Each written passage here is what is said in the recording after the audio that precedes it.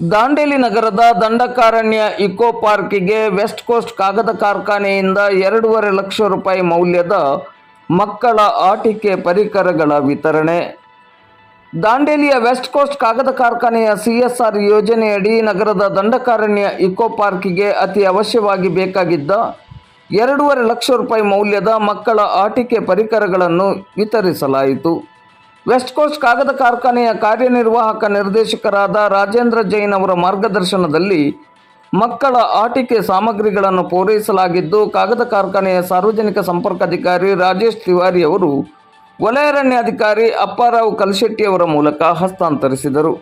ಈ ಸಂದರ್ಭದಲ್ಲಿ ಕಾಗದ ಕಾರ್ಖಾನೆಯ ಸಾರ್ವಜನಿಕ ಸಂಪರ್ಕ ವಿಭಾಗದ ಖಲೀಲ್ ಕುಲಕರ್ಣಿ, ರಾಜು ರೋಸಯ್ಯ, ಇಕೋ ಪಾರ್ಕಿನ ನಿರ್ವಹಣಾ ಸಮಿತಿಯ ಸದಸ್ಯರಾದ US ಪಾಟೀಲ್, ಉಪ ವಲಯಾರಣ್ಯಾಧಿಕಾರಿ ಸಂದೀಪ್ ನಾಯ್ಕ್, ಇಕೋ ಪಾರ್ಕಿನ ಮೇಲ್ವಿಚಾರಕರಾದ ದೀಪಕ್ ಮೊದಲಾದವರು ಉಪಸ್ಥಿತರಿದ್ದರು.